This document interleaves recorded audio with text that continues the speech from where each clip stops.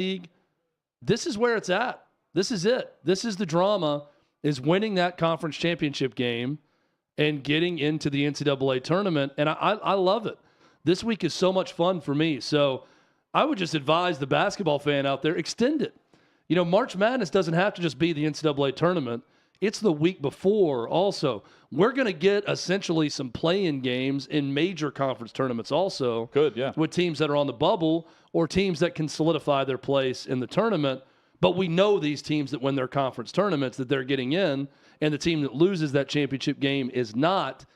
And there's great drama in watching that. Here's the coveted automatic bids from these one-bid leagues so far. Louisiana, Furman, Kennesaw State, Drake, UNC Asheville, and Southeast Missouri State. Those are in for the automatic bids.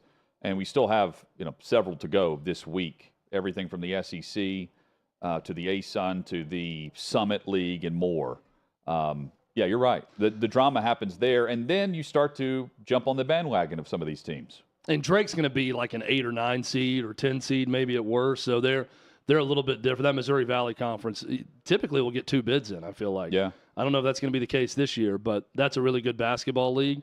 I think they beat each other so much that they're not going to get 2 bids this year. Well, there's a lot of great – there's a conference championship game tonight in the Northeast Conference that's fairly Dickinson, yeah, versus Merrimack. And I'm pretty knowledgeable in college basketball. Merrimack has not been a Division I school for long. I have never heard of Merrimack in my life until seeing that. They're playing for a spot in the NCAA tournament tonight. Kennesaw State is 3 years removed from going 2-29, and here they are in the NCAA tournament 2 years later. Point being, there's a great story behind all of these schools. The guy leading the way for UNC Asheville is a Tennessee transfer from Knoxville, Drew Pember, who played at Tennessee for a couple of years, and he had 29 points and 8 rebounds in the conference championship game. A great player for them. So I really enjoy watching I like watching these small gyms they're played in at times too, in these games, and just the drama and excitement of it. It's terrific. It's why we love March if you're a sports fan, but it doesn't have to just be contained to the NCAA tournament. Extend it out to this conference championship week. Chad, who is the team in the SEC tournament this week that's on the bubble that can make a run and get in? Vandy. Vandy's won 8 out of 9. But they need to win 2 or 3. They absolutely have to obviously win their first game against Thursday. Whatever bottom feeder they play. Yeah. On Thursday. And then they play the winner of LSU, who they just lost to, by the way, in Baton Rouge. LSU, who's last in the league, in Georgia. Got to win that game. Got to beat Kentucky on Friday, and that will be a home game for Kentucky. Make no mistake about it. Yep. It'll be Big Blue Mist. Even though it's in Nashville. In Nashville. That is in Vandy's hometown. It will be a home game for Kentucky with the fans. And I really think if they want to be secure, they need to beat A&M, who would be the Saturday opponent for Vandy. Do that. I think they got a chance. They should be in.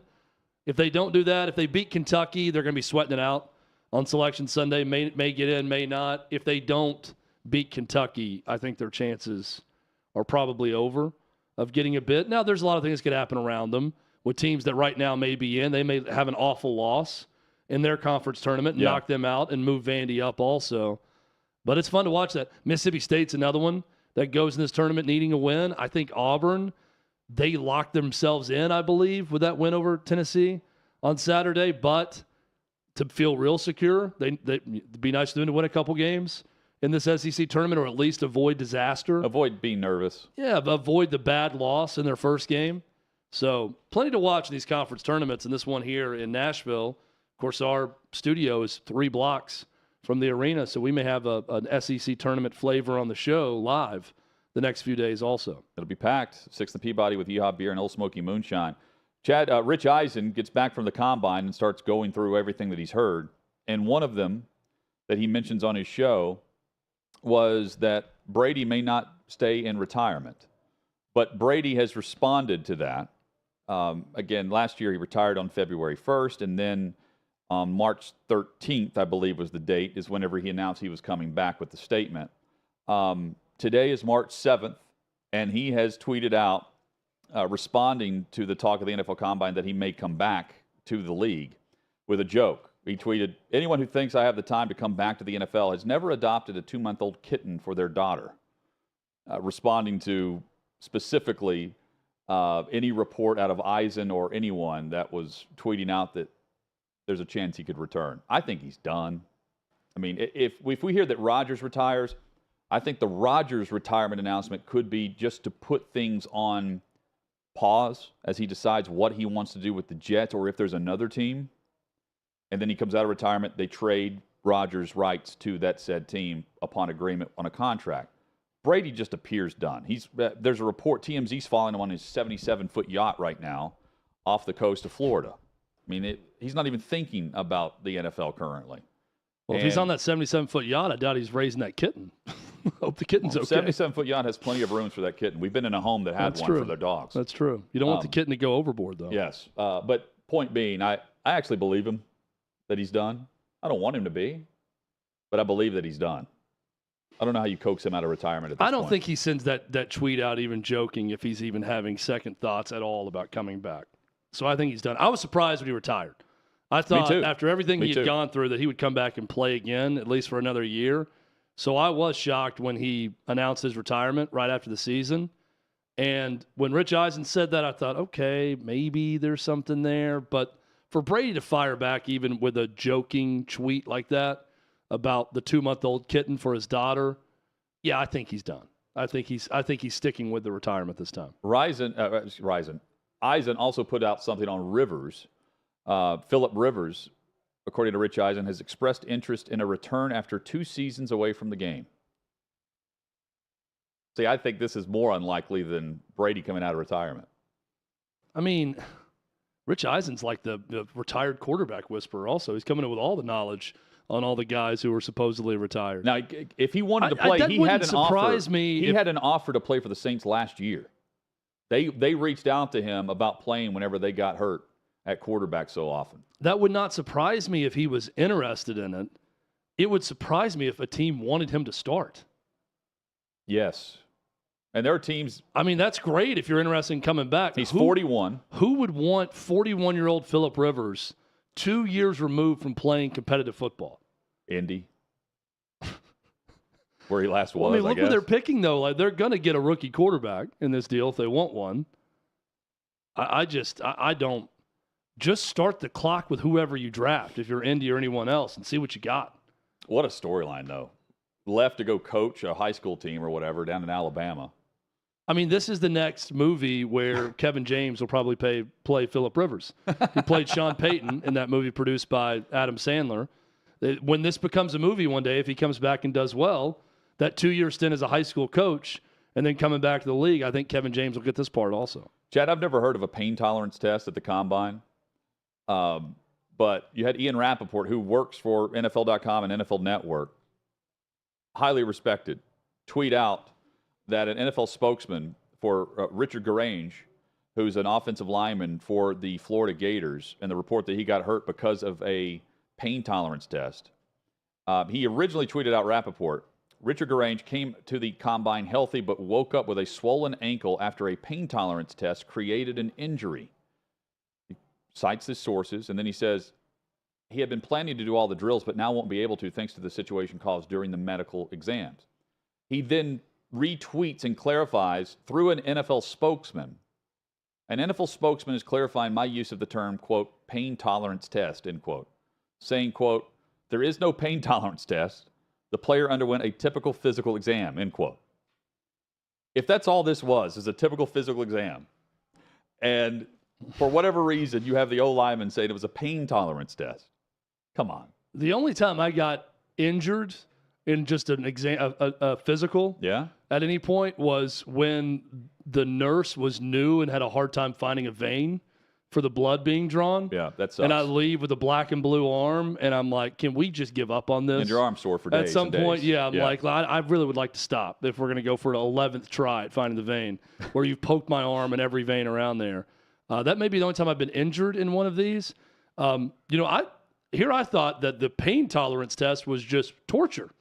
That's what a pain tolerance test is, right? The CIA has done this. Russia does this. China does this. Every global agency, they have pain tolerance tests for people they're interrogating, and it's called torture. So that's what I thought when I saw a pain tolerance test. This is just a churched-up way to describe torturing someone. Hutton, let me test your pain tolerance to see if you'll give me the answers that I want based on the level of pain that you're able to withstand. Chad, in this day and age, can you imagine that the Combine has a pain tolerance test? I mean, how would you even word it that way? No. I know that's what the players said, but this is just your typical, if it's just your physical, the routine physical that every player's doing, and he's waking up saying, yeah, my ankle feels really bad right now. I can't go through the workouts. It happened during the exams yesterday. You got to stretch, man. I saw where Dr. Chow, Pro Football MD, he tweeted and said, this is typical language coming from an agent in this report, that someone would actually put pain tolerance test down. And he went through the exact wording of what it is. It wasn't just random physical or part of the physical, but it was, he had wording for it that was not, quote, pain tolerance test. But he had a good explanation where it was basically, yeah, he's getting this from an agent who does not know what it's termed at all and said pain tolerance test and just repeated that in his Can you imagine, report. though, I don't know the team it's linked to. Imagine the coaches that it could, like, I immediately think Belichick, put him through the pain tolerance test. You know? Yeah. Who else would fit that? I just saw so many funny. Vrabel? Yeah. Oh, for sure. I saw so many. Dan Campbell. I was going to go Dan pain Campbell tolerance to the test. next one. Send him over there. Guys, we're going to now go from the interview room to the pain tolerance test room, where you'll be administered some blows to the head and the torso area to see how you withstand pain. We're going to twist your ankle. There were so many funny GIFs that were posted. One was, someone said, this is the pain tolerance test, and it was the scene from Animal House where it's, thank you, sir, may I have another? Just got bent over, just getting the initiation. Getting the leather belt put across the backside. It's led to a lot of funny jokes, but come on. Language matters. Words matter. If you're going to be a reporter and you're going to break news, you should probably think twice before typing out, got injured during pain tolerance test, because you should know that would raise a lot of questions. 6 players ended up receiving the franchise tag at the NFL deadline, which was 15 minutes ago.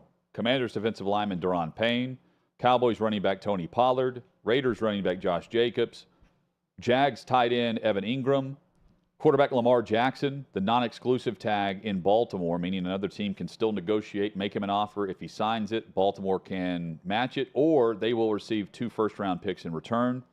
And the Giants have tagged running back Saquon Barkley because they came to terms on an extension for quarterback Daniel Jones, 4 years, upwards of $160 million, an average of around $40 million, not 45, $40 million per year. He was asking somewhere between 45 and 48. He ends up with 40. And now we have the floor, the base floor, as we begin negotiations from here on through the start of the season for Burrow and Herbert, Jalen Hurts, and others. John McClain joins us. He was in Indianapolis all last week and weekend. We'll recap the Combine, also hit the big headlines, including Aaron Rodgers, who's currently meeting with the New York Jets out in California, and their owner, Woody Johnson. John's with us next on OutKick 360.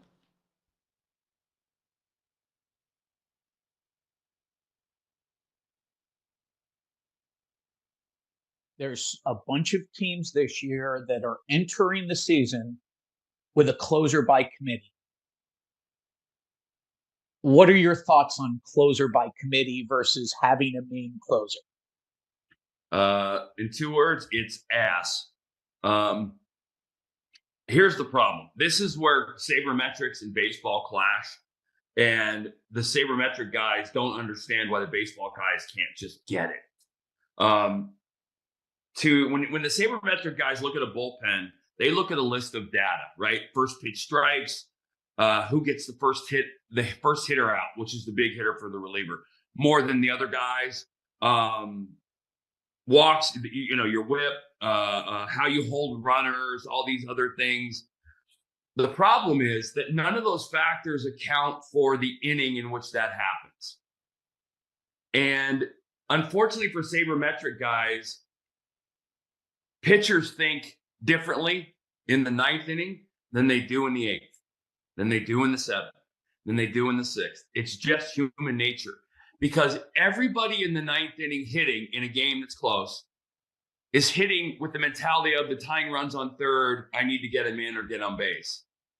That's a different mental approach than they take for their other at-bats during the game, for the most part. pitchers have to change and elevate in the ninth inning their mental approach to pitching, and some guys just can't do it.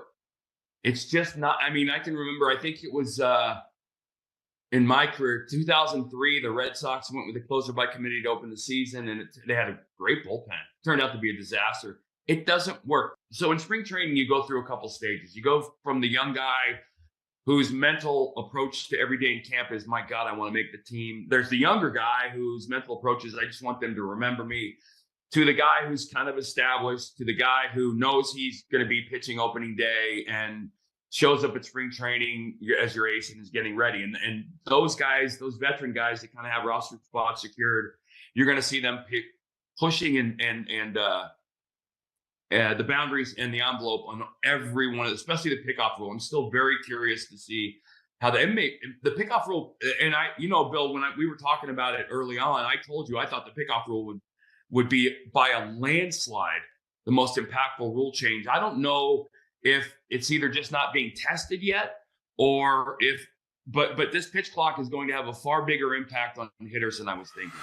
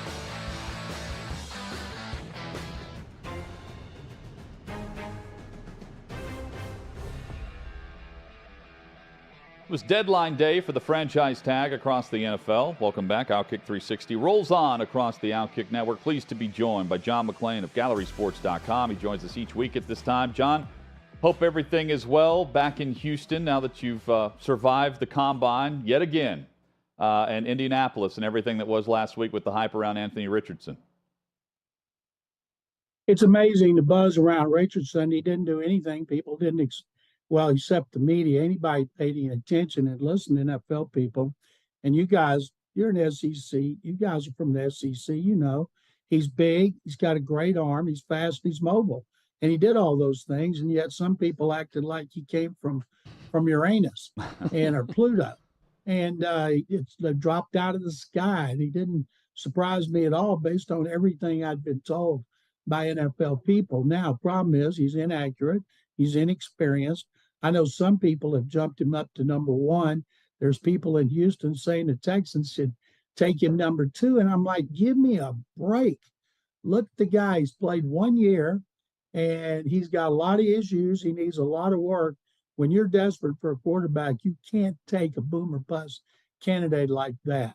I think the perfect team for him, there's two, be Carolina with Frank Reich on a long-term contract, or Josh McDaniels with Las Vegas, another former offensive coordinator. He's got 3 more years left on his contract, 4 more left on his contract. Anthony Richardson has to go somewhere where the system fits his skill set. You can't make him into a pocket passer. And you also have to be patient with him. And you have to have an owner who's not going to pull the plug on you after 2 years. And I think that's why those would be the two best situations after Bryce Young and CJ Stroud. Although CJ Stroud looks so good and it's ridiculous. You should look good when you're in pajamas, as Dan Campbell from Detroit called it.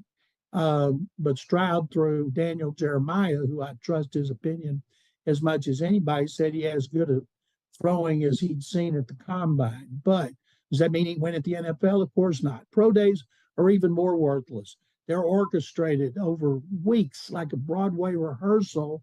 And if you can't look good in your pro day, like Jamarcus Russell, Vince Young, Blake Bortles, those guys, Johnny Manziel, I went to all of them, and they look great. And where are they now? Yeah, they're not being talked about, not in the league. John, we've got plenty to discuss with current quarterbacks in the league, 4 or 5 veterans. Let's start with Aaron Rodgers, who is meeting with the New York Jets and owner Woody Johnson probably as we speak. Plane was in the air when we started the show, where the owner was headed out to California via permission from Green Bay to talk with Rodgers. What do you make of this? And what was the talk last week in Indy about the potential of Rodgers retiring? You know, nobody thinks he's going to retire. He's making $58.3 million. He's single. He's not going to retire. The key is, it's weird. It's almost like he's unrestricted. And they're saying, well, what does Aaron want to do? Where does Aaron want to go? Well, it's not all Aaron. I don't think he's got a no trade clause, does he? I don't think so. The Jets are definitely interested. If Woody Johnson is going to meet him, then you know they're willing to give up the 2 number 1 picks it's going to take and take on that monster contract, 58.3. They're going for the goal. Good for them. You know, if Tua Tagovailoa stays healthy and the Jets get their running game together that they had before Breece Hall was hurt and keep their defense, New England's going to finish in last place. I wonder when the last time that happened. Yeah, he does not have a no-trade clause, you're right. But I think that's why it's circulating that he could retire. That's basically the no-trade clause. He's going to end up where he wants to go based on the threat of retiring. John, do you think that they're going into these meetings armed with the knowledge of whether or not they're willing to meet what the Packers are wanting in a trade? You know, it's not Aaron Rodgers negotiating on behalf of the Packers. It would feel like the Jets would know going in whether or not they're willing to make the move of whatever the Packers are demanding, right? Yeah, like I think it's a great point. They're not going to waste their time. Woody Johnson is not going to waste his valuable time as the owner to fly across the country to meet with Aaron Rodgers. They're not going to be talking about darkness retreats. And if he didn't know what they were going to give up, I don't think the Packers would have given permission if they didn't have the parameters of a deal in place. So I'm expecting him to play for the Jets. Good for him and good for them, and good luck to Jordan Love. The Packers, you think about it, 2 franchises have been incredibly fortunate with quarterbacks. Green Bay with Brett Favre and Aaron Rodgers, and Indianapolis with Peyton Manning and Andrew Luck, even though Luck retired way before they thought he would. And so I kind of like to see the Colts struggling for a change, because for the longest time they did not. Now, the Packers, if Jordan Love is not what they think he is, then they're going to be on that treadmill to oblivion looking for a quarterback every year. John, Daniel Jones comes to the contract extension with the Giants just prior to the franchise tag deadline. The Giants tag Saquon Barkley, and they have their veteran quarterback returning. 4-year contract. What, $160 million was the report, but over the first 2 years, it's $82 million over the first 2. Good for Daniel Jones, and good for any other quarterback that's yet to negotiate to this point. Daniel Jones has had 1 good year, not a great year, good year. And he helped them get in the playoffs, and he didn't turn the ball over. If you say anything, okay, what is Daniel Jones's primary strength? He doesn't turn the ball over. Well, usually you want guys that can throw, and he did a pretty good job. But I'm happy for the Giants that they were able to get those two guys because those were their objectives. And they Barkley running back tag. I'm sure he's not happy, and I'm sure they'd like to work out a deal. But he's been in the league already 5 years, and they're not going to work out a 5-year deal with him unless it's worthless on the end. Like Derek Carr last year, his contract doesn't mean jack. Like and Daniel Jones, the last two don't. So if he keeps playing well, he'll get another deal. For a guy to go in his situation, both of them, they don't pick up the 5th-year option, and then Jones is getting that kind of deal after one good season. Boy, that's the way of the NFL world when it comes to quarterbacks today. What does Derek Carr to the Saints do for the Saints? It makes them the favorite to win the NFC South, which is pathetic.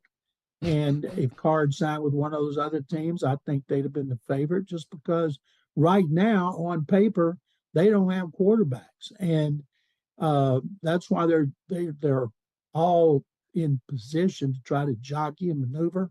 If I'm Tampa and I'm sitting there, I'm going for Hendon Hooker.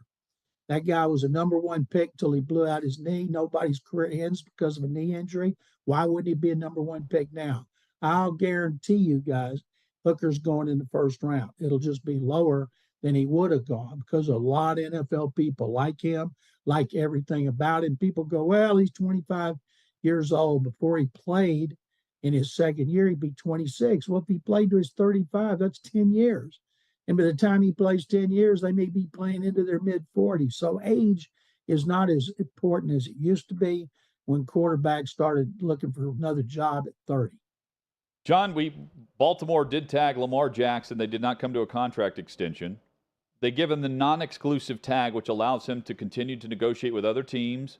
And if he signs the contract, for those that are just joining us, if he signs a deal with another team, Baltimore can match that contract, or the other team would have to send 2 first-round picks to Baltimore in exchange for Lamar Jackson and the contract that they've just signed him to.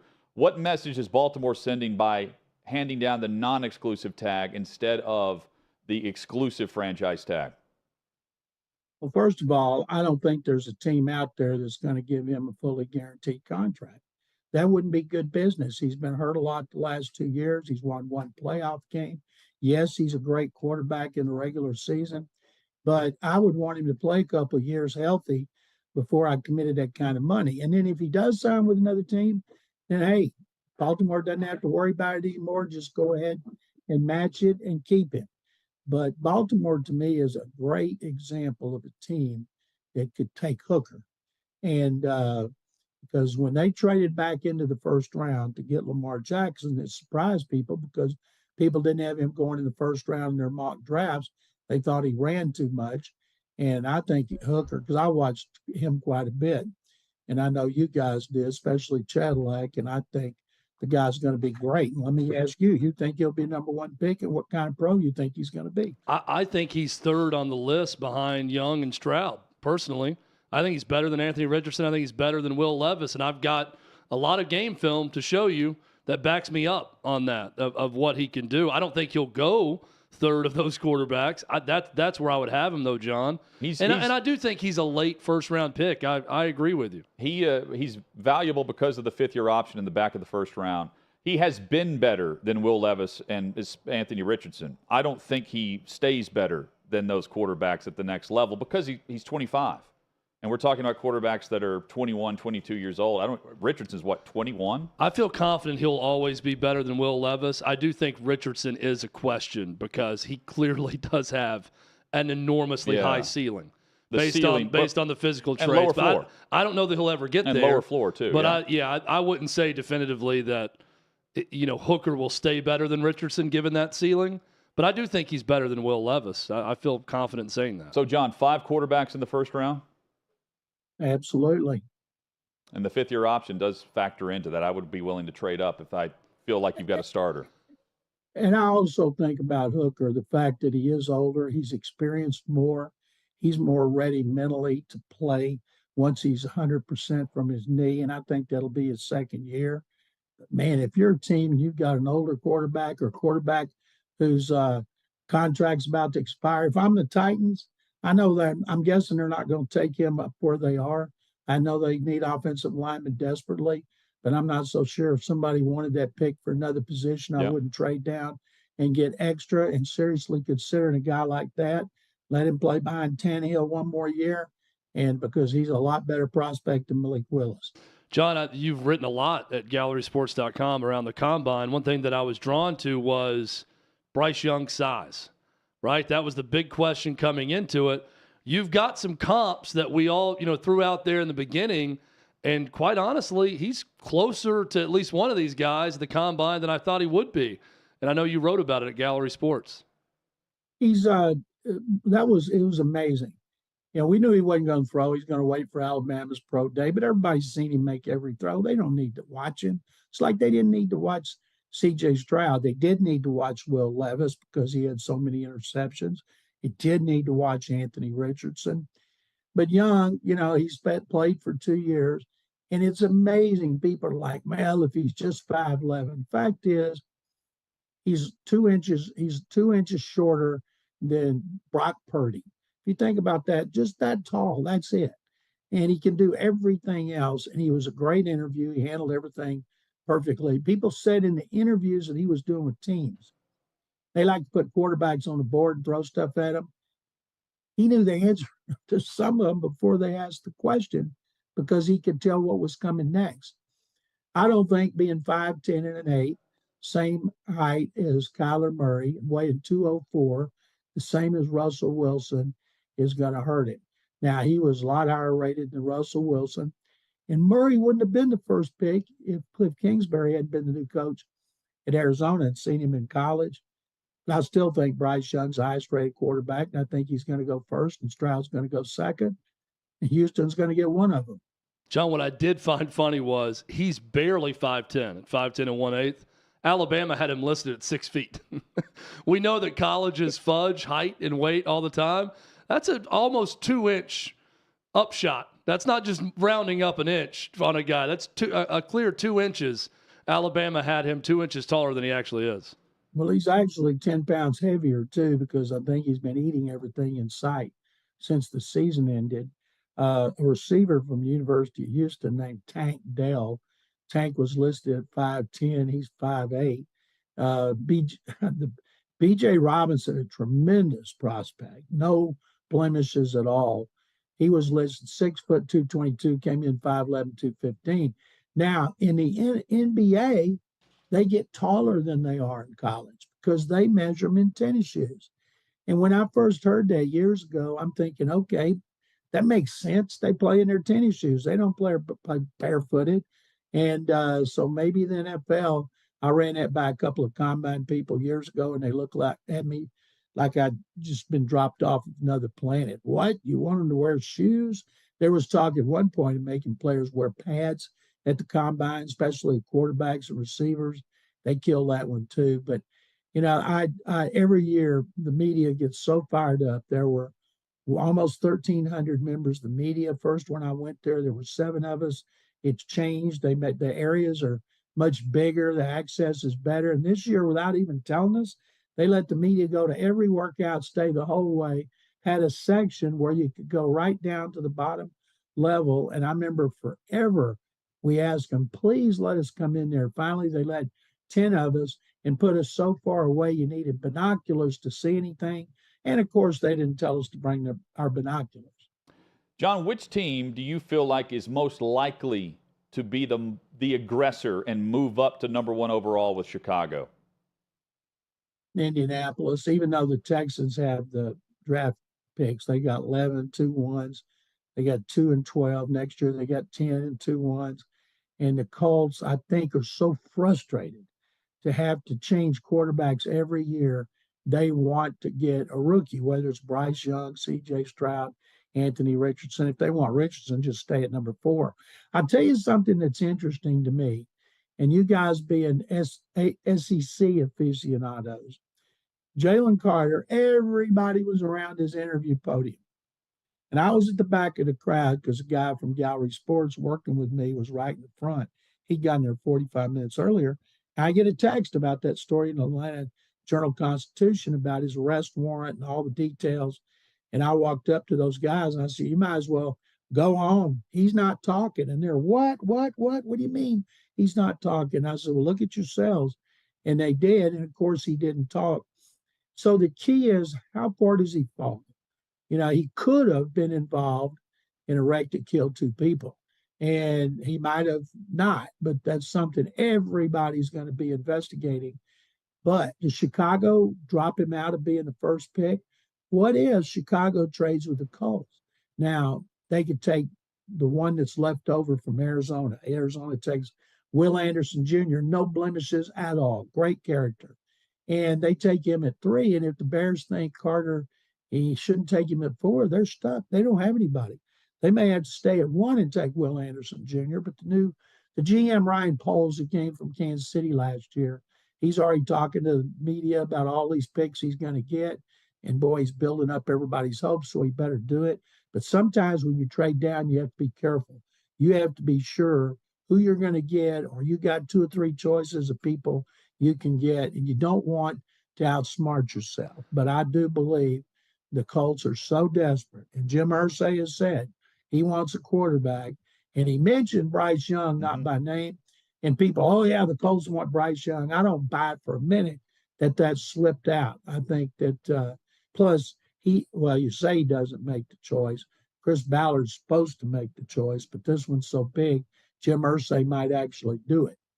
John, I'm not trying to make light of the situation at all. It's obviously very serious with Jalen Carter and what happened, and one of them being one of his teammates. But you know teams and how they operate. What percentage of the top half of the first round will say, if he's not facing jail time and we don't think he's going to go away for any of this, we're willing to look past it and draft him where we were because he's that good of a talent? I think the Bears would be one of those teams. Ryan Poles came from the Chiefs. Chiefs will take anybody. The team that picks fifth, Seattle's proved it'll take anybody. Seahawks took Frank Clark, kicked out of Michigan State for beating the hell out of his girlfriend. And he went there. The media just killed GM John Schneider for about 2 months. And then everybody forgot about it. Then he goes to Kansas City. He's got Super Bowl rings. Now he's about to be on the street, unrestricted free agent. And people won't pay any attention to what he did when he was in college. So, yes, unless it's a good thing this happened early and not came early and not a couple of days before the draft, because we've seen things happen before the draft. Laramie Tunsil smoking a bong with a gas mask, reports Warren Sapp and snorting cocaine, and that cost those guys a lot of money. And there's other examples. I can't remember who the guy was. He had a wreck the night before. I'm thinking, man, oh man, he got hurt, and his agent didn't tell the NFL, and he knew it, and a team drafted him, and he was hurt bad. And man, you talk about a controversy. So I think Carter is such a big talent, but there were character issues to begin with. People knew it.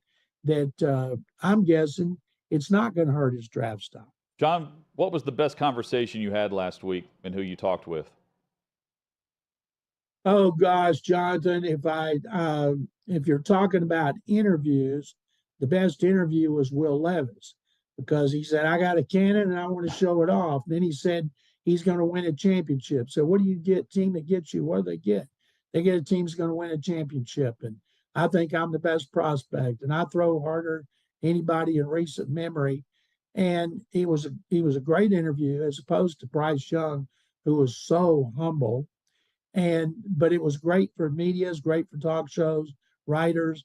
But I'll guarantee you, whoever drafts him is going to say, hey, Will, put a lid on it when you get to the NFL. So he was by far the best. And I'll tell you a conversation that came up this week was when a report that Derrick Henry is on the market. And everybody's stunned. And because there's a lot of teams like Buffalo, beginning with Buffalo, that could use Derrick Henry. And people think he's been beat up for so long, but you guys know he didn't get a lot of carries early in his career.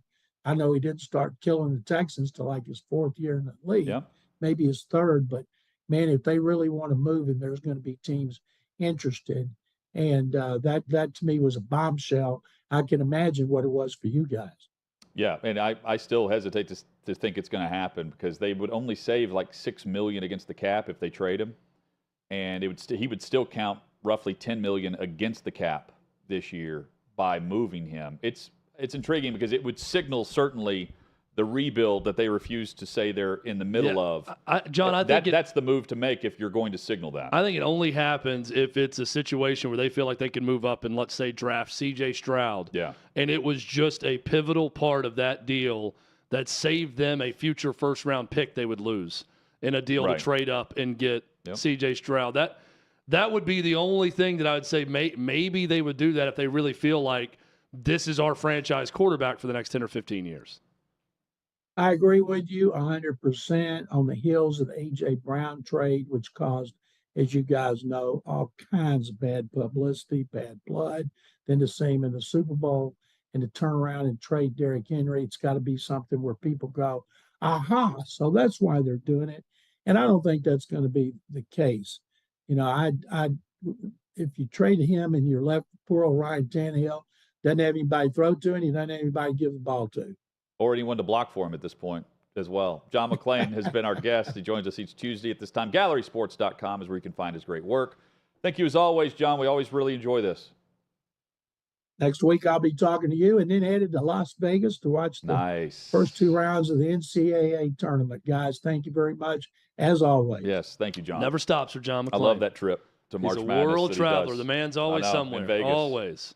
Port St. Lucie to Vegas to Indy. Glamorous Indianapolis. Yeah, back to Vegas, maybe Cabo. Yeah. Who knows? Nick Saban, he's at it again. The same line of discussion that he's trying to push for SEC defenses that, Chad, he's been doing for years and years, maybe a decade now. It's like he's Bill Murray in Groundhog Day. It's going back when to the I see notes. this comment. Oh, it's March 7th. Let's say this. Let's get today. back to this point that I want to make. Why Nick Saban is mad yet again. That's next on OutKick 360.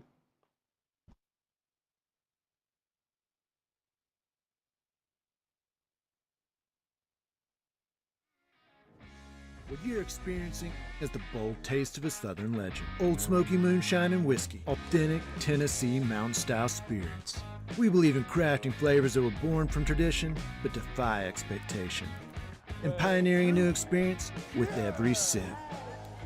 Because if it doesn't do this,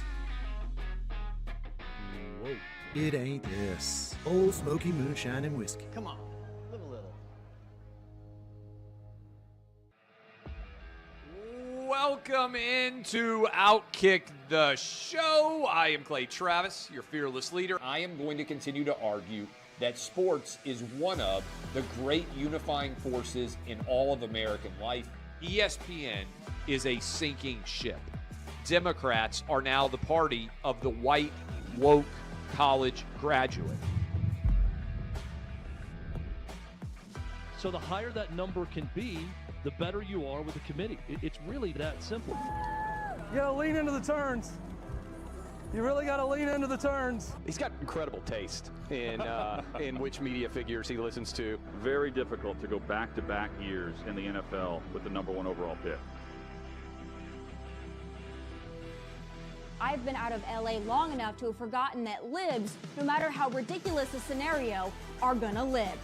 Another week of inflation, another week with Biden with COVID, and another set of losers to crown. People don't watch the WNBA on TV, in person, on a plane, on a train, on a bus, or on purpose. The scary thing, Tommy, is in the history of this government, I've never seen them give anything back that they've taken. Oh no, they never do. And they won't. Why are we going through Melania's goods? Don't make Brittany Griner out to be some type freedom fighter. Shouldn't there be a little bit of common sense? Let's roll them, big boy. What do you got? They want to find someone to be the face of domestic terrorism, and they want it to be a right-wing Trump supporter. Don't let them entrap you into doing something dumb. But they were hyper-rational. They looked at the data, and they said it makes no sense for me to submit to this COVID shot mandate. Get the shot or you can't go to your brother's wedding. Get the shot or you can't go to your daughter's graduation. Get the shot or else.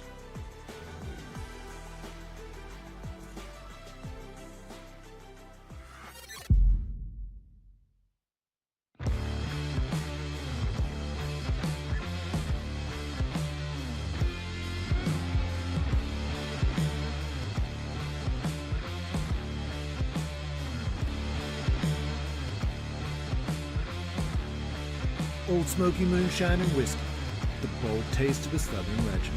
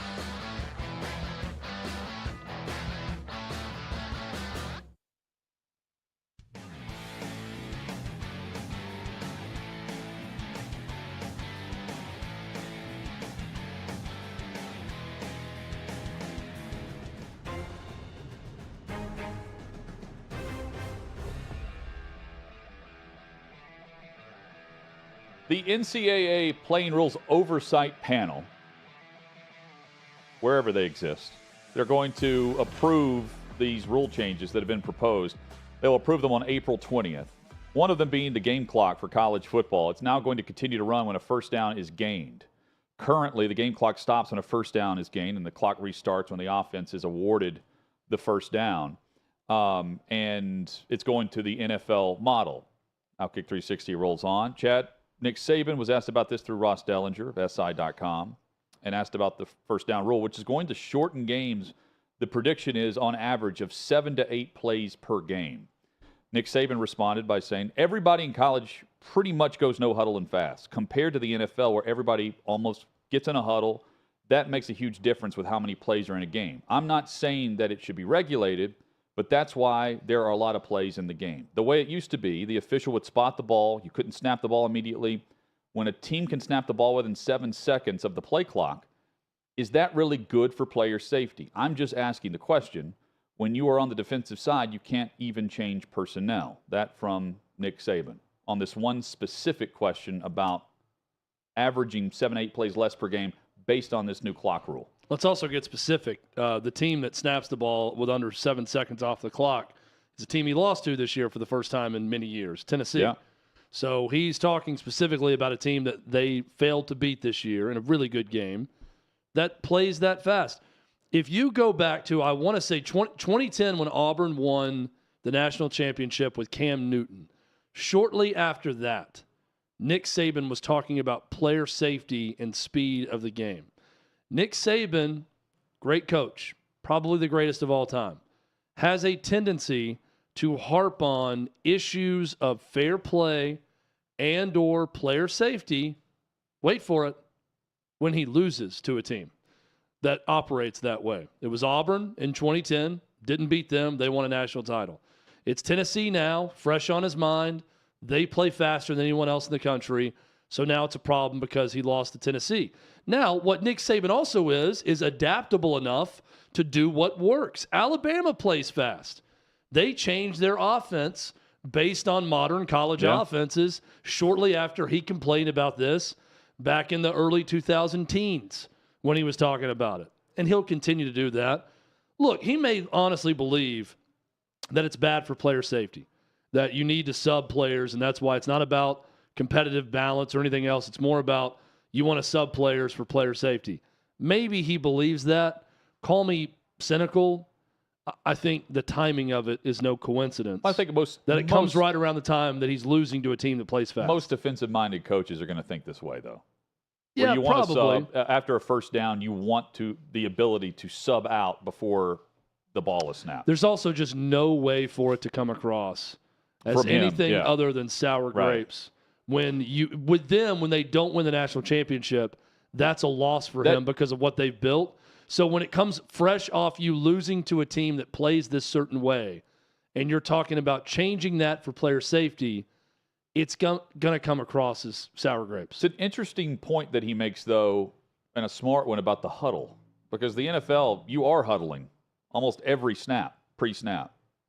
And in the SEC, not necessarily, right? Especially if you're playing Tennessee. But even if you're playing Bama, they're not huddling every snap, the majority of them. No, they'll play fast. They get up and go. They'll change. I mean, all these teams can change tempo at times, based on the situation and what's going on. Yeah. Tennessee's probably the rare example. They don't change it that often. They're trying to snap it quick at pretty much all times.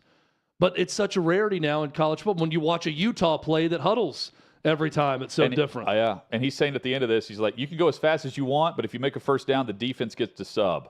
He goes, now the defense doesn't get to sub. And he ended it with that. Ross Dellinger with the chat on Nick Saban. J.J. Redick and Kendrick Perkins, did they chat? No, they argued. We give our thoughts on what Perkins had to say about NBA media next.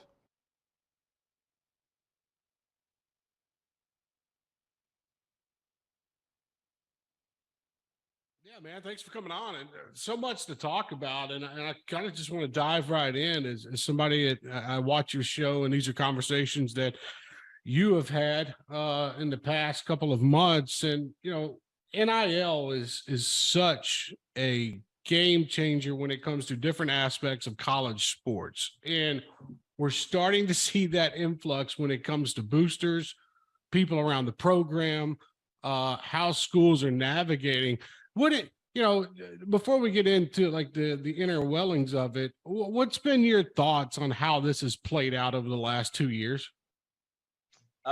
Is an implosion waiting to happen. Kind of what I said a few years before it started. I came on someone, I think I was on McAfee when I said about 3 years ago, I'm like, listen, the NIL should not be conducted this way. It should not be formatted this way. It should not be constructed this way or created this way. And they're like, what do you mean? And I'm like, it's going to end up imploding college football, and it will be the end of junior college. It'll be the end of high school recruiting. It'll be the end of a lot of this stuff compiled with transfer portal.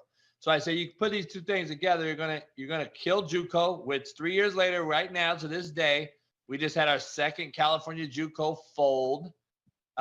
Kansas JUCOs are not doing well at all. Mississippi is not doing well at all. Resource-wise, you're not going to have the resources you once have.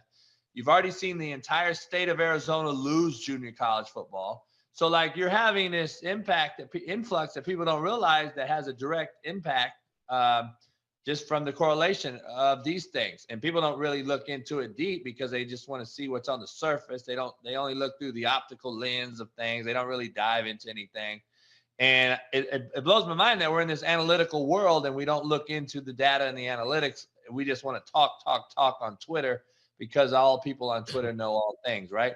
So when I'm sitting there talking and I'm sitting there looking into it and I'm like, well, look, what they should have did was, by the way, a good friend of mine growing up with Ed O'Bannon, he's the one that started this whole thing with the NCAA NIL deal. We played high school basketball together, and Charles and Ed, and he started this thing, and it's crazy, right? It's a slap in the face. NCAA, we already know what that stands for, non-caring assholes of America. They basically pay everybody like $11, right? 100,000 people get paid like $11. Oh, we won. Well, you didn't really win.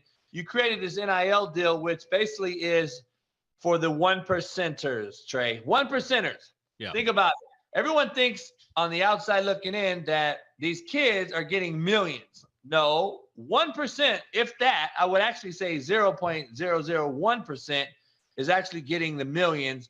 The rest of the percentage, the 99.9% of the kids are average NIL dollar. I don't know if you know what it is, but it's $300.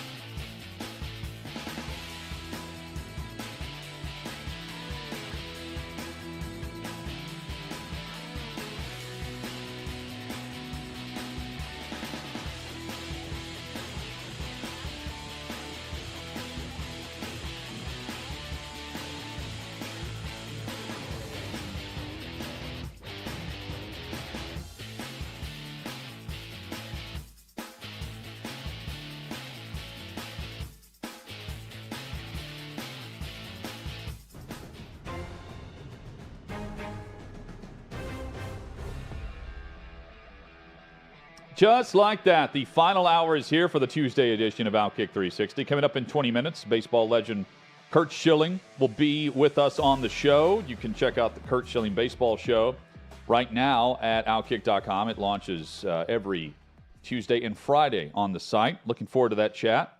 More headlines to come as well. Chad, Kendrick Perkins and J.J. Redick, they provided, I'll say, entertaining television for First Take. Stephen A. Smith was on screen. He didn't say all that much. He didn't need to. And you stumbled upon this morning. So it was uncomfortable yet entertaining television. And I don't often watch First Take, but I happened to be home and turn on the television, and the timing was impeccable because as I turned on the TV, this is what I heard. You know it happens. So for you to come over here and say, oh, that's not who Jokic is. That's not the type of person he is. It's not in his nature. Before Giannis did what he did 2 nights ago, did anybody think it was in his nature? Did anybody know how he was feeling? I want to just say something. Stephen, I mean no offense to you, and I mean no offense to First Take, because I think this show is extremely valuable. It is an honor to be on this desk every day. It really is. But what we've just witnessed is the problem with this show, where we create narratives that do not exist in reality. The implication, what you are implying, that the white voters that vote on NBA are racist, they favor white people. You just said that. Yes, you did. Yes, you did. Yes, you did. That is exactly what you implied. That is exactly what you implied. Secondly, hold on. I did not call. I stated the facts. And you're not about to sit up. We all know what you implied the other day. We all know what you implied this time. I stated it's the facts. It's the facts. Okay. Secondly, no one said that players don't stat pad. No one said that players aren't aware of their stats within a game. You're talking about Giannis doing it. That has nothing to do with Nikola Jokic. My point that I made the other day, which is a valid point and which I will stand by, is that Nikola Jokic does not care. What he cares about doesn't fit your narrative. So your narrative to discredit him somehow, to discredit what he's doing, it's not based in reality, Perk. And no one is disrespecting Giannis. No one is disrespecting Joel Embiid. Look, earlier in the season, you could have made an argument for Luka for MVP. You could have made an argument for Tatum. Right now, 65 games, with 17 to go, there's 3 guys you can make an argument for. And they all have valid arguments. Embiid, Giannis, and Jokic, they all have valid arguments. Nobody's discrediting them. That from First Take this morning with Kendrick Perkins and J.J. Redick, who you heard there. Briefly from Stephen A. Smith, trying to get J.J. a chance to respond. So Kendrick Perkins, prior to when that clip picks up, was saying that voters are voting for Jokic over Giannis or over Embiid because he's white. There's a video that he has since deleted that a lot of people responded to, that he posted on his own. I believe we have that video. This will explain what J.J. Redick is responding to. Here is Kendrick Perkins. JJ, I need to know, is it Uchiwali or is it one Mike? I need to know when it comes down to the criteria moving the goalposts for the MVPs, because I understand you in the analytics. I understand you're a historian of the game of basketball, but I went and did a little research myself. And since 1990, there's only been 3 MVPs that wasn't top 10 in scoring that won that award. Dirk Nowitzki, Steve Nash, and Jokic. Now, what do they have in common? I'll let it sit there and marinate. I'm just trying to see, you know what I'm saying, when I'm walking into the club, do I need my J's on or is it a dress code? Do I need to put another pair, of church shoes or some red bottoms? Or I need to know, is it Uchiwali or is it one Mike? Like, what's the criteria when moving the goalposts for certain players to win the MVP? I need to know. Because it seems like the goalposts move every single time when we want to push it out there, this particular player that we want to win the MVP. Because we all know in 2006 when Kobe was averaging 31, when the Lakers were the 7th seed, and the roster that he had compared to Steve Nash, and Steve Nash won his 2nd consecutive MVP in 2006, was he really supposed to win that? Was he really supposed to outdo Kobe that year? I'm just trying to figure it out, bro. I'm trying to get an understanding. What's the criteria and why the goalposts move for certain players? Is it Uchiwali or is it one Mike? Carry on. So now to get a definition of Uchiwali versus one Mike or whatever that is, we got to go to our correspondent, Davey Hudson, who did the necessary research before the show. I have no clue. I'll be completely honest. I have never heard that expression before. I have no clue what he's talking about. But Davey Hudson has done the research. Yeah, so I had to go to Urban Dictionary on this one because I'll be honest, it took me like a few minutes just to figure out exactly how to spell out what he was saying. But Uchiwali, or is it one Mike, comes down to it's a phrase commonly used to point out hypocrisy and double standards in people, organizations, or governments. And so it originates from a Jay-Z song back in 2002. But you would just say, is it Uchiwali or is it one Mike? So here's the thing with all of this. Kendrick Perkins is picking a convenient year to start because in 87 and 89, Magic Johnson won league MVP, and he was not in the top 10 in scoring. So starting in 90, okay, you can say, well, that's his version of modern era, whatever. He's picking a convenient time. Now, when he says, I did not say that, well, technically he's right. He didn't say it. He did imply it. Sure. He says 3 white players, 2 of which are European, 1 Serbian, 1 German, and then Steve Nash, who is Canadian, but all 3 white, won it. And he's asking, why do you think that is? Why do you think that's the case? We all know what he's implying and what the implication is. And J.J. Redick's not an idiot. He knows what he's implying also. He's implying that white voters for the MVP are racist, and they move the goalposts for white players when white players are really good, and they have a higher likelihood of winning MVP. Now, I disagree with that stance. Here's the thing, though. I don't think that this makes Kendrick Perkins a racist. I think what we consistently see from Kendrick Perkins is that he's just not very smart. He's not an intelligent guy. And when you put a guy in this format every single day who's not particularly smart, you're going to get outcomes like this. They're putting him in an awful spot because he's not very intelligent. I don't think he's an evil guy. I don't think he's a racist guy. I don't think he's very smart. And when he goes head-to-head with someone like J.J. Redick, Duke-educated J.J. Redick, or even Stephen A. Smith, he's going to appear dumb next to these guys. There's this idea, I think, oftentimes in media that, we need to put someone on camera that's like our viewers, okay? You got to also think about there's a reason people are on TV sometimes.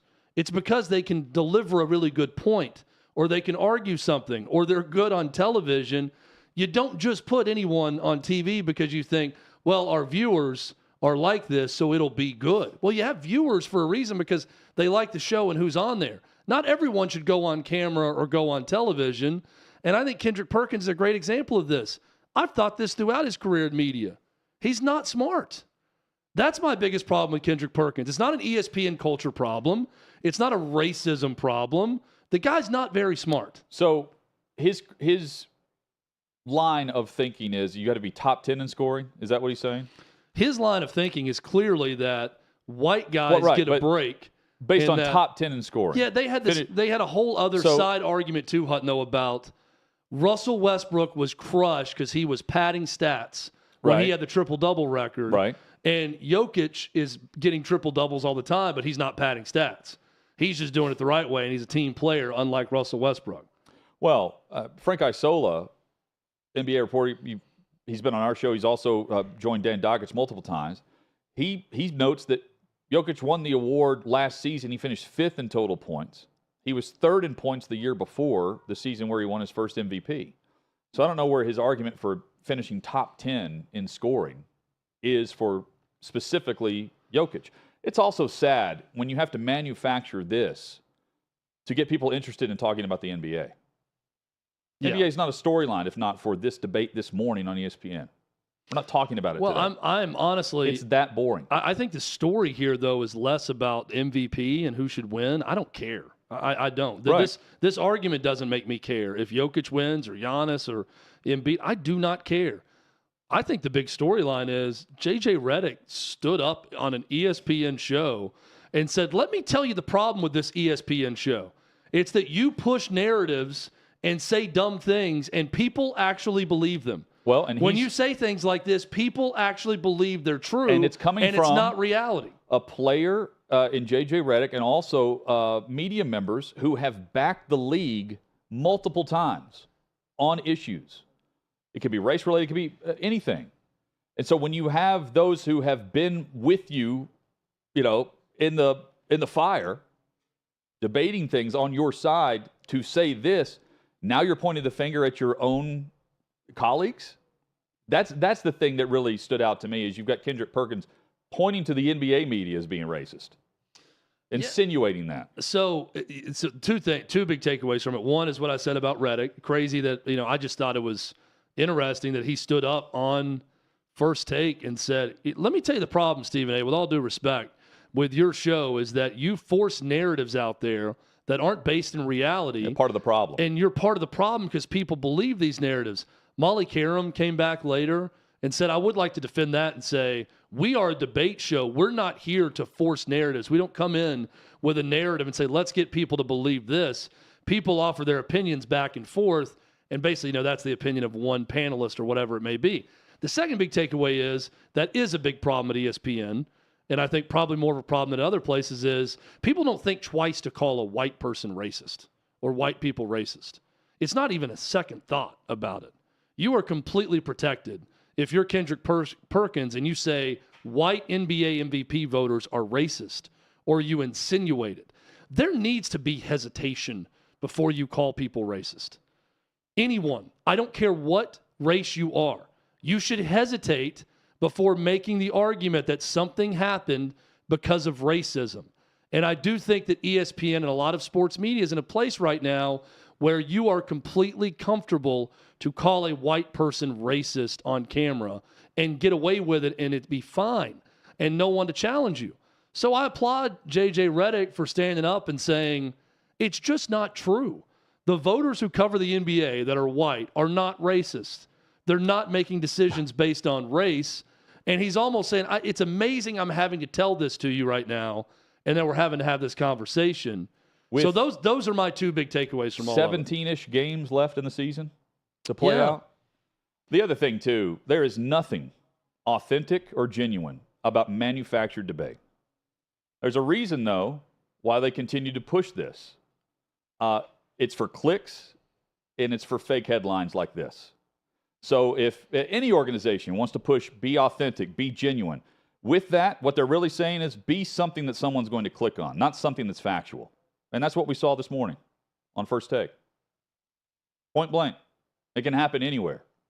But if you want to be authentic and genuine, there's a reason why you don't see Ron Jaworski on ESPN much anymore, or you don't see Tim Legler on ESPN anymore, and you get this instead. Or you don't see Dan Dockich. Well, fair ESPN. enough.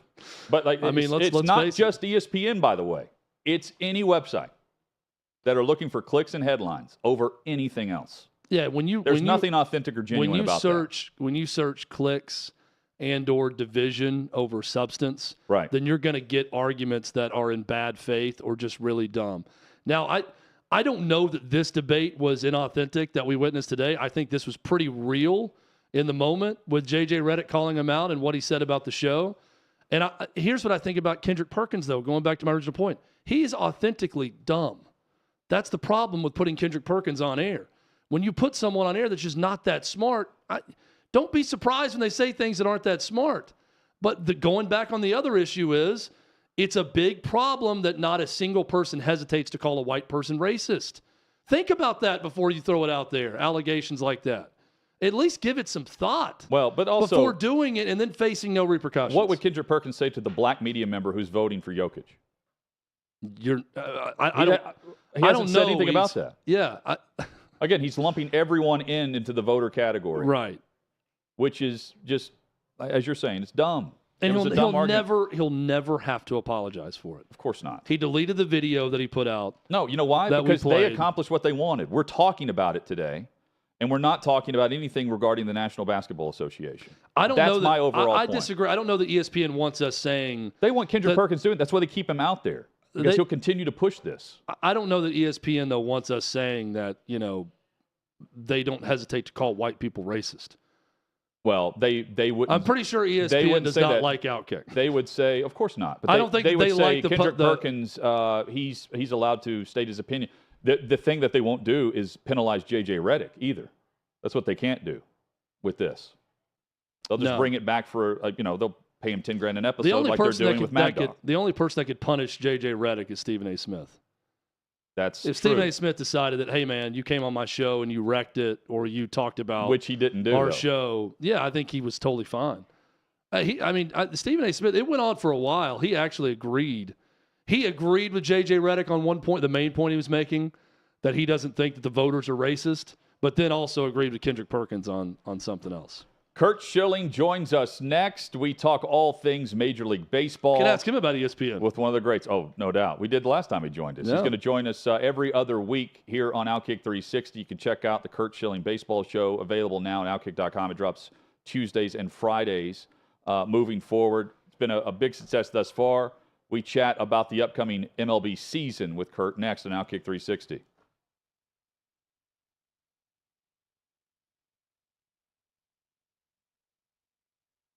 There's a bunch of teams this year that are entering the season with a closer by committee. What are your thoughts on closer by committee versus having a main closer? In 2 words, it's ass. Here's the problem. This is where sabermetrics and baseball clash, and the sabermetric guys don't understand why the baseball guys can't just get it. When the sabermetric guys look at a bullpen, they look at a list of data, right? First pitch strikes, who gets the first hitter out, which is the big hitter for the reliever, more than the other guys. Walks, your whip, how you hold runners, all these other things. The problem is that none of those factors account for the inning in which that happens. And unfortunately for sabermetric guys, pitchers think differently in the 9th inning than they do in the 8th, than they do in the 7th, than they do in the 6th. It's just human nature. because everybody in the ninth inning hitting in a game that's close is hitting with the mentality of the tying runs on third, I need to get him in or get on base. That's a different mental approach than they take for their other at-bats during the game, for the most part. Pitchers have to change and elevate in the ninth inning their mental approach to pitching, and some guys just can't do it. It's just not. I mean, I can remember, I think it was in my career, 2003, the Red Sox went with a closer by committee to open the season, and they had a great bullpen. It turned out to be a disaster. It doesn't work. So in spring training, you go through a couple stages. You go from the young guy whose mental approach to every day in camp is, my God, I want to make the team. There's the younger guy whose mental approach is, I just want them to remember me. To the guy who's kind of established, to the guy who knows he's going to be pitching opening day and shows up at spring training as your ace and is getting ready. And those guys, those veteran guys that kind of have roster spots secured, you're going to see them pushing and the boundaries and the envelope on every one, especially the pickoff rule. I'm still very curious to see how the pickoff rule. And Bill, when we were talking about it early on, I told you I thought the pickoff rule would be by a landslide the most impactful rule change. I don't know if it's either just not being tested yet, or but this pitch clock is going to have a far bigger impact on hitters than I was thinking.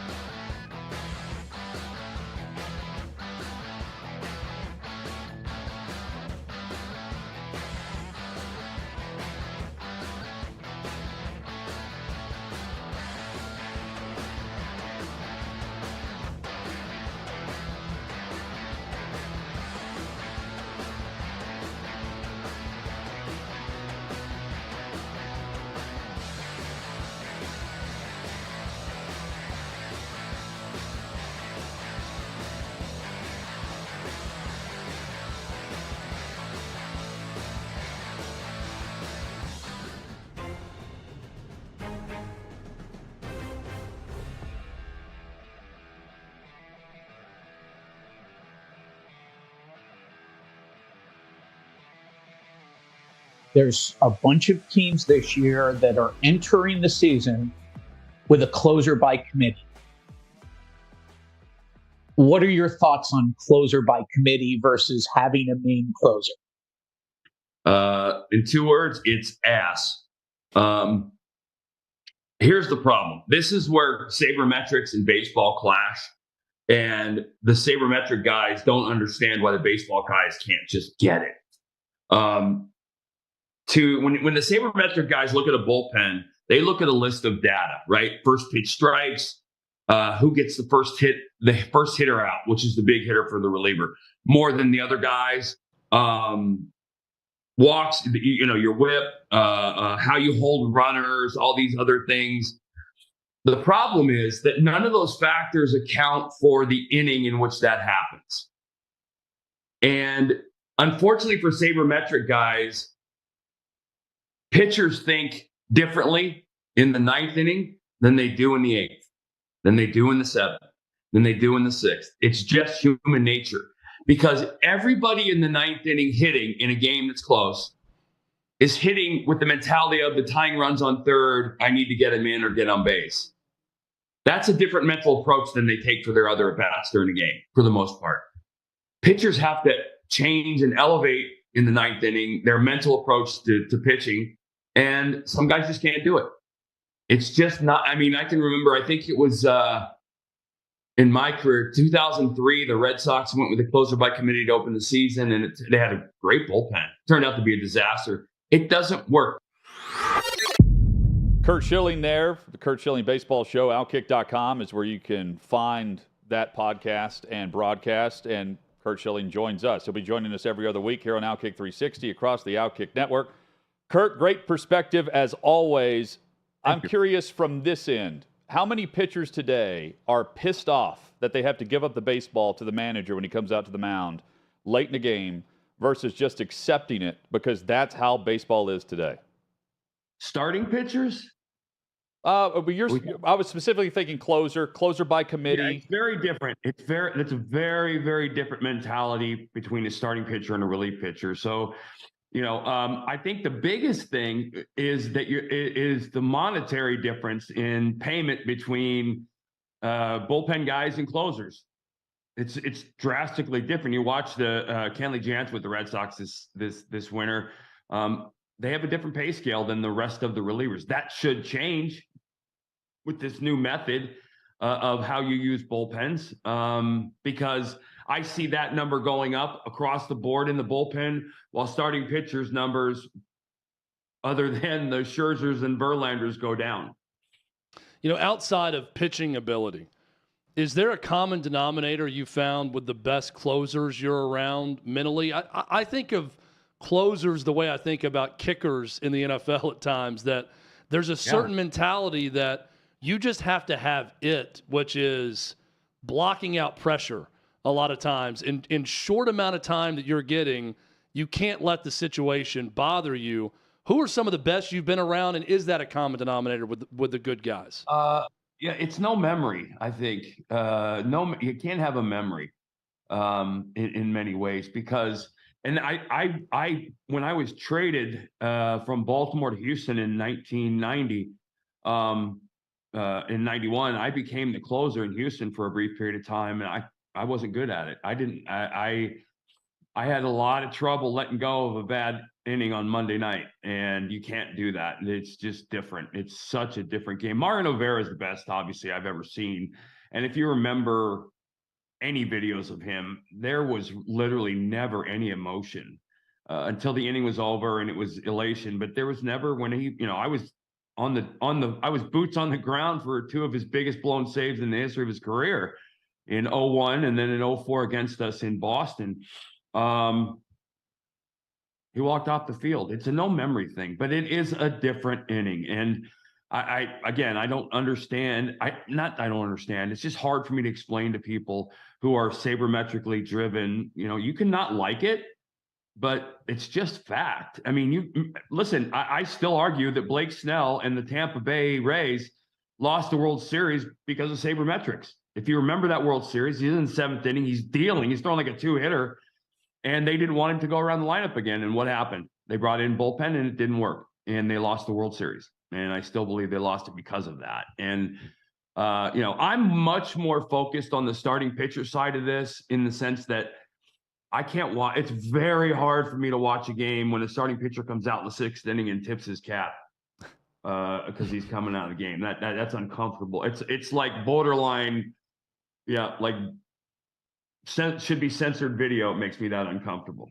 Curt Schilling with us, the Curt Schilling Baseball Show, now at OutKick.com. New episodes every Tuesday and Friday.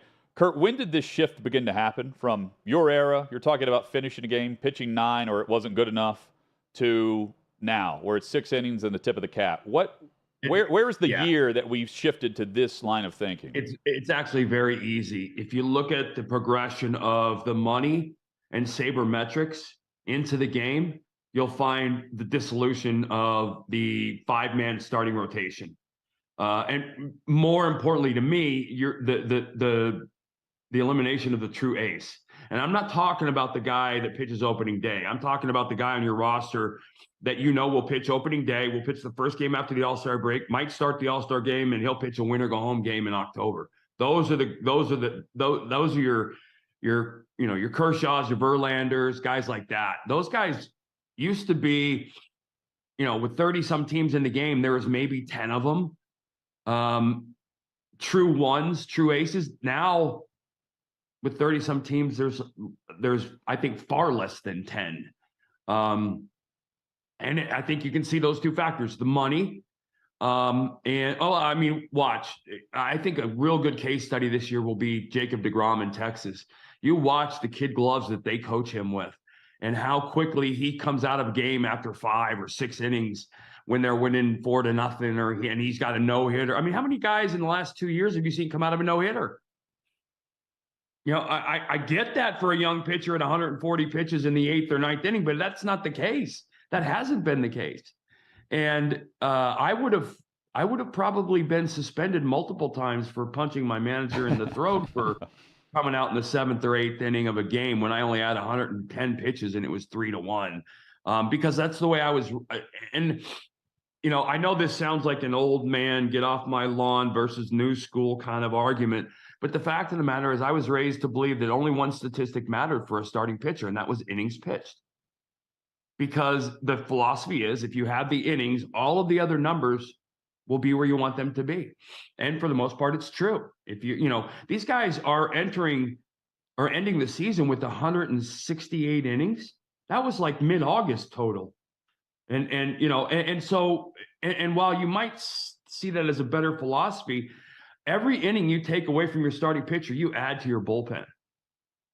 And you're looking at teams now. And I think if you're a fan of a team, if you're a legitimate contending club, you have to go into the season with probably a 10 to 11 man bullpen. And by that, I mean, you need your 5 to 7 big league relievers, but you've got to have 3 to 5 in AAA who will accept that split contract or a below average deal, because you're going to have to flip flop your bullpen with all the things going on, and you have to have arms you can bring up and put into high leverage situations.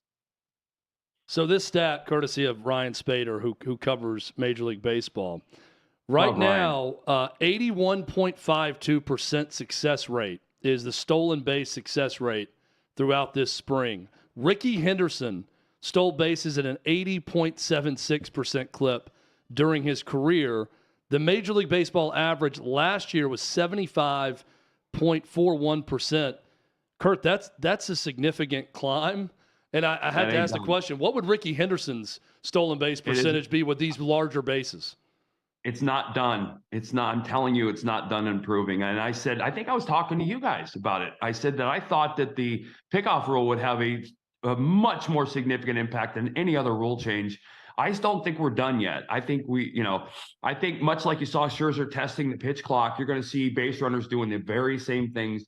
Because I got to tell you, if you had Ricky Henderson first base and Ricky knew that I couldn't throw over, I'm pretty sure his success rate would have been over 80%.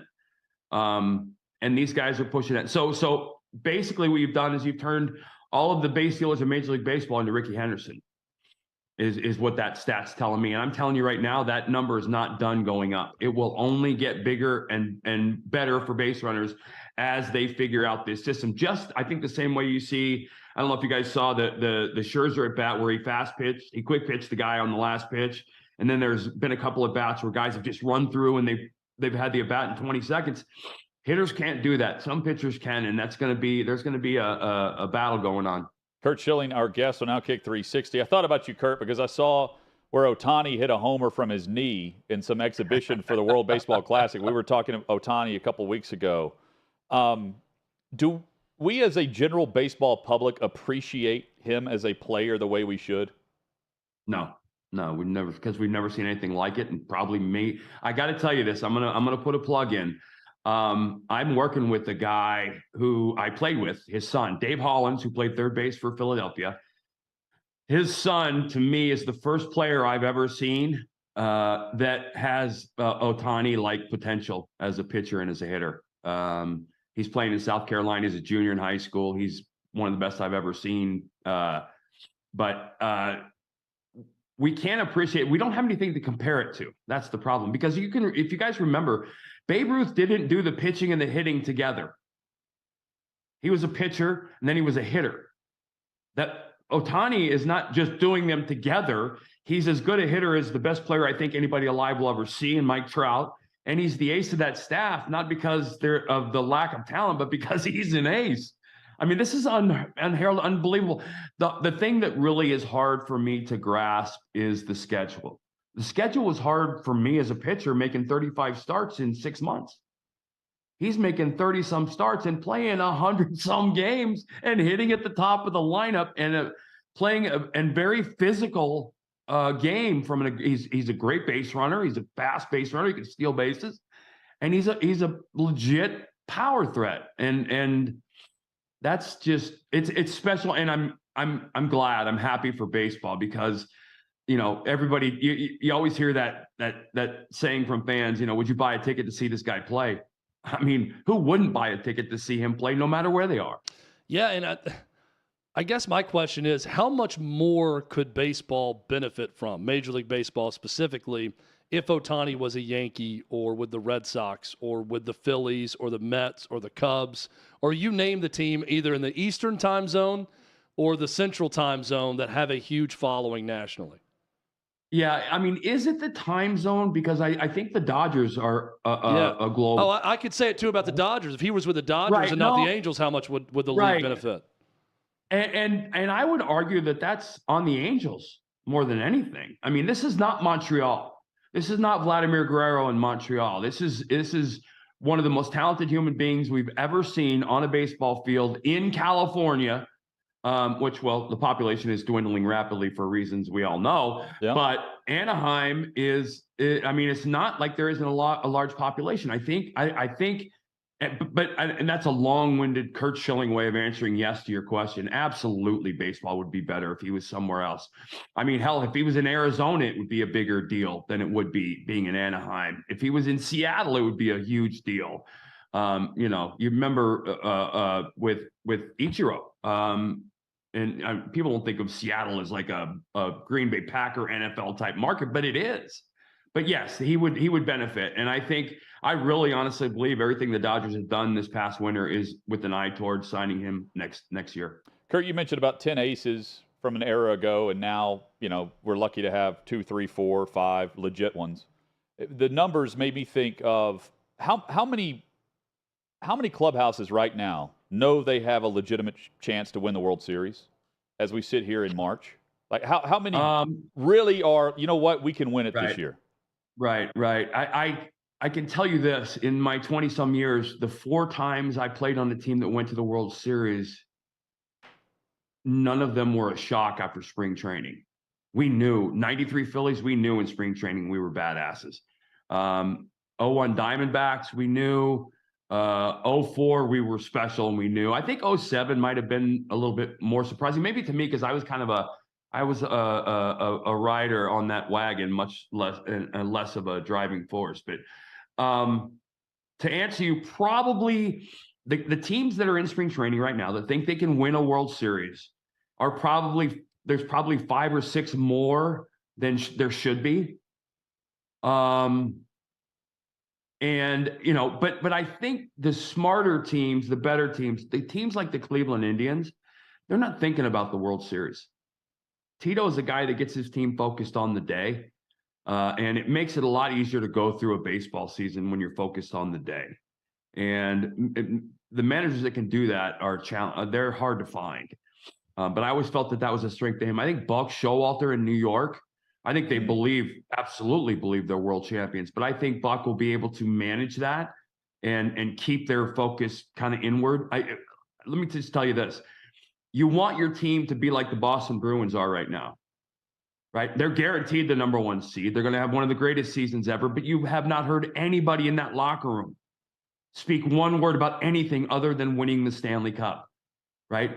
You want them to have that mentality, but understand that there's a hockey game tonight and and because you start representing something that's the thing about the 93 team that I will tell you to the day I die.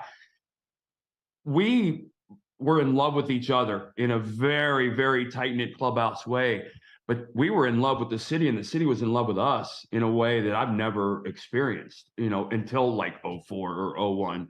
And you take the fans out on the field with you almost in a sense, the emotion and their investment, and it becomes very personal. And that's why I always look around in August and you can see the teams that are faking it and just don't know yet, or the teams that know that, hey, you can just feel, it's just a feel. And then the teams that are, hey, yeah, this is great. We're going to win our division by 8 games, but this is absolutely meaningless if we're not in the World Series. Curt Schilling with us. Final thing for you. So Mike Clevenger avoids discipline from MLB with the accusations of domestic violence and child abuse. He's on a 1-year contract up in Chicago with the White Sox. We have yet to hear anything on Trevor Bauer. Do we see Trevor Bauer back in the league? And we do not, and why not? Never again. He'll never pitch another inning, unfortunately, because of the woke culture and baseball's desire to pander to a large group of people who don't actually watch the sport. I mean, that to me is what sports has done more. I don't want to say guilty of, but if you're looking for a downfall, I mean, hell, look at the NBA and the ratings in the NBA. I mean, and when you look at the diversity in sports, the NBA is a significantly larger majority of black athletes than white. Same with the NFL. If you look at the way they're catering to, again, a group of fans who they're not fans, they don't go to the games. What they do is they get vocal and aggressive to your sponsors. And the only thing that owners hate more than bad press is losing money. And so the threat of it, even though I think it's in many ways very meaningless, I don't think it would have an impact. It's just the threat. And I think the threat of what someone might do with well, listen, you saw the gentleman, the young hockey player who didn't get drafted because of something he did in high school. The Bruins signed him this year, and outrage. He was gone. And this kid apparently is supremely talented. But it's to the point the players didn't want him. And I don't think the players didn't want him because of the guy he was.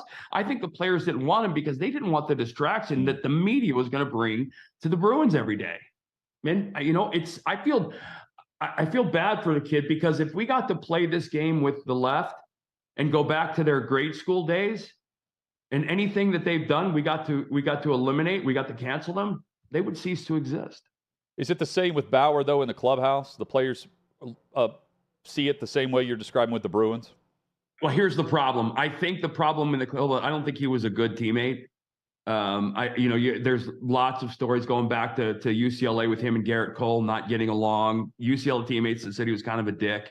And then he gets to listen, anytime, and maybe Dansby Swanson might be the exception, although I don't know him. Anytime you see a number 1 pick traded that early in their career, that should be a huge red flag. Be it personality, clubhouse, something.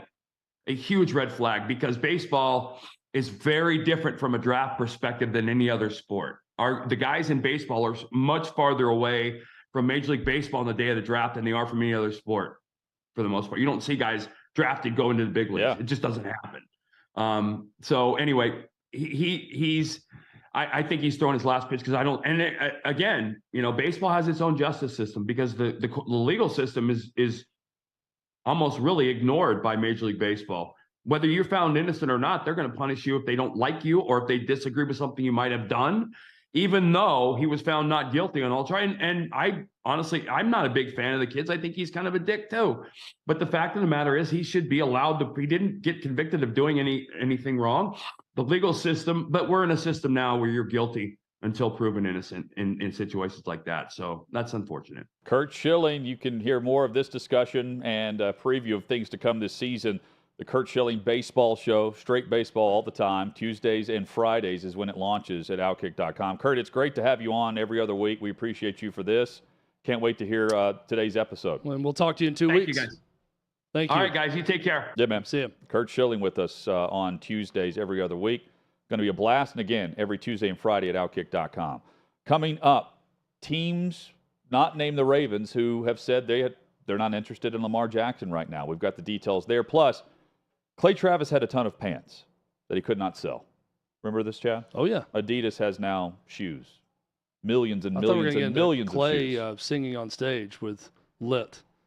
I don't know if you've seen that I yet. did see that. Yeah. I did a double take. Well, Davey's putting that in tomorrow's rundown. Good. I have thoughts. Good. I have thoughts about his gyrations on stage. This is OutKick 360.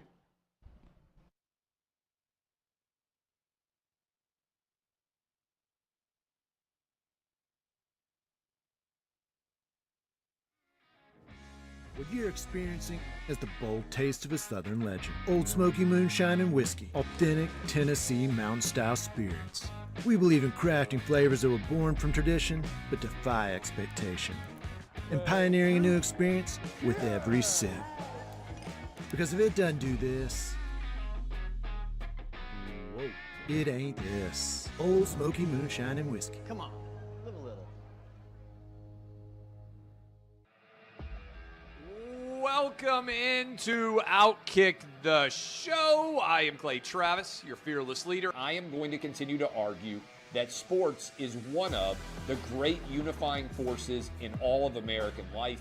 ESPN is a sinking ship. Democrats are now the party of the white, woke college graduate.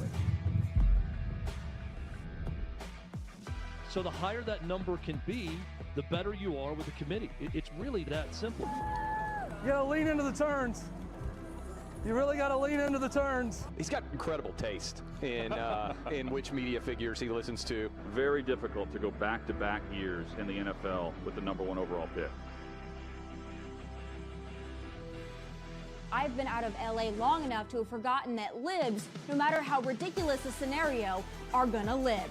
Another week of inflation, another week with Biden with COVID, and another set of losers to crown. People don't watch the WNBA on TV, in person, on a plane, on a train, on a bus, or on purpose. The scary thing, Tommy, is in the history of this government, I've never seen them give anything back that they've taken. Oh no, they never do. And they won't. Why are we going through Melania's goods? Don't make Brittany Griner out to be some type freedom fighter. Shouldn't there be a little bit of common sense? Let's roll them, big boy. What do you got? They want to find someone to be the face of domestic terrorism, and they want it to be a right-wing Trump supporter. Don't let them entrap you into doing something dumb. But they were hyper-rational. They looked at the data, and they said it makes no sense for me to submit to this COVID shot mandate. Get the shot or you can't go to your brother's wedding. Get the shot or you can't go to your daughter's graduation. Get the shot or else.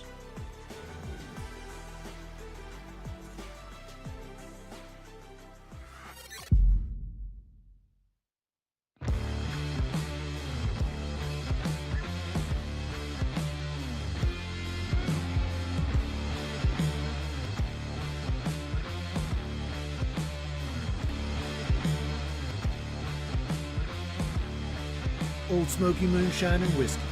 The bold taste of a Southern legend.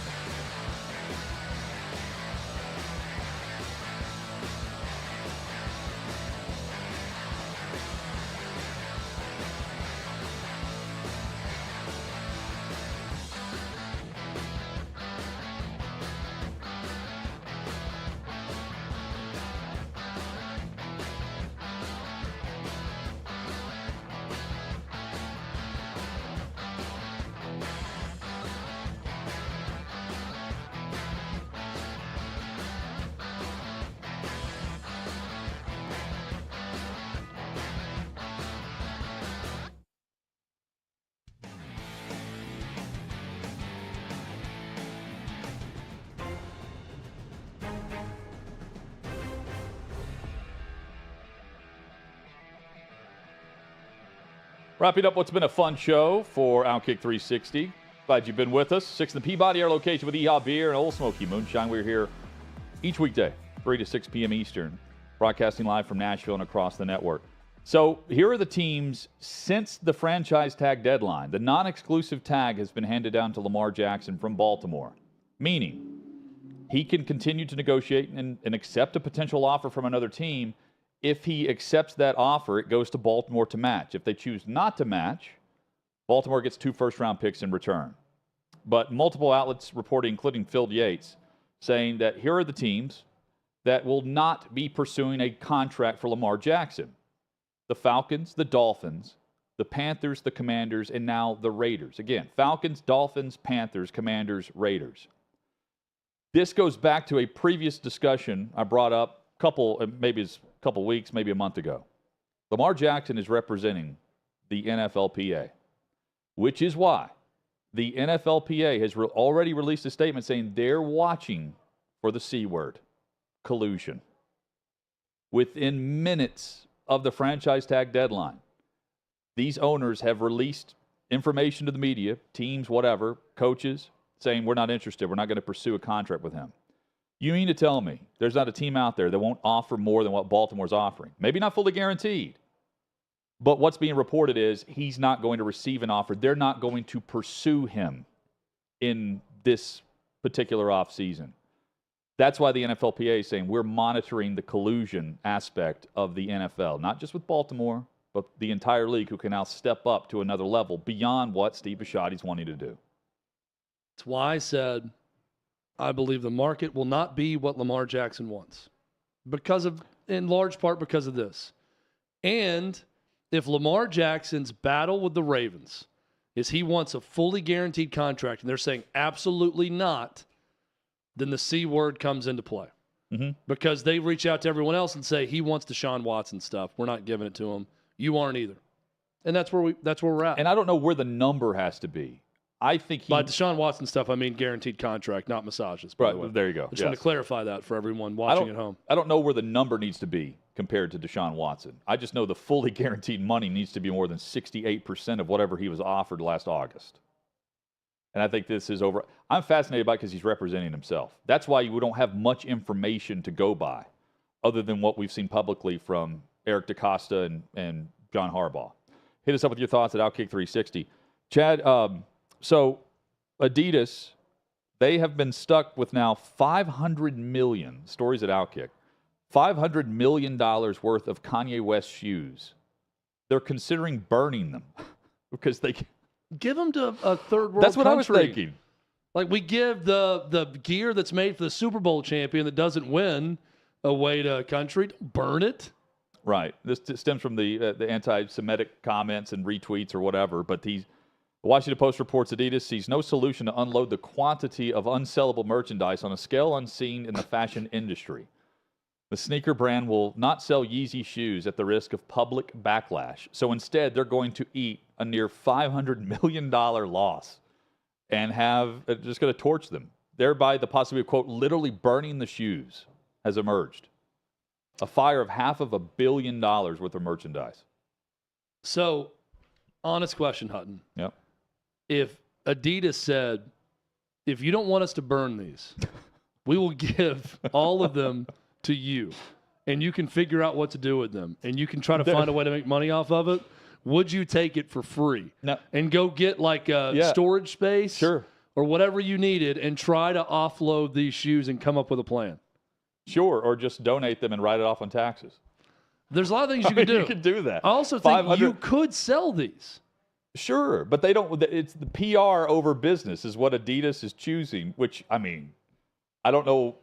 I can't. Do you think Nike has ever chosen PR over business? Again, if you're not going to sell them under the Adidas umbrella, that's fine. You can sell them off, or you can burning them is not an option to me, or give them away. If I were the company, and again, they're making $2 billion in revenue a year apparently, so I'm not the company. But if you're don't want your brand name on here, just go to the sole of the shoe, which is inside the shoe where it says Adidas Yeezy, and just have it removed. Or print off the new sole and just insert them and then sell them. What if you just or gave donate them? Or better yet, just every give them to Yeezy, Kanye West. the Yeezys I've seen, I can't tell they're Adidas by looking at them personally. But again, I'm not into the fashion industry. I don't know that I've ever seen a pair of Yeezys until now. Until yes, you you didn't know you did. Yeah, I didn't know that I did. But the Adidas logo's on the inside sole of the shoe. It's like the original Air Jordan. I don't look at a Yeezy and think, oh, that's definitely a Yeezy. I've seen those shoes. Didn't know they were Yeezys. Yeah. Well, give it time. It'll become the hottest. Find a charity. Give it to the charity. We'll see it on. Give it to a foreign country in need. Chad, we're going to do something. I hope we'll be in our 80s. There are people in this country that need shoes. We will be in our 80s. Give them to those people. We will be watching Antique Roadshow, and someone will bring a pair of Yeezys on that show. And I'll wear them. No, I'm saying if you brought me a pair of Yeezys in my 80s and I needed shoes, you know what I would do? I'd wear the Yeezys. There's someone in America right now. The only thing we're going to be able to do is warm our bodies next to the fire that these Yeezys are going to provide. What was it Chris Rock said? My favorite charity is myself. Yeah. Just give it back to me. I don't care if 25% of your proceeds go here. Yeah. Just give me 25% savings. This is the same thing with Yeezys. $500 million worth of sneakers. You know what? We don't want the bad PR. Let's burn them. Back at it tomorrow, 3 o'clock Eastern for OutKick 360 on the OutKick Network. And so I thank all of you. And I am because you are.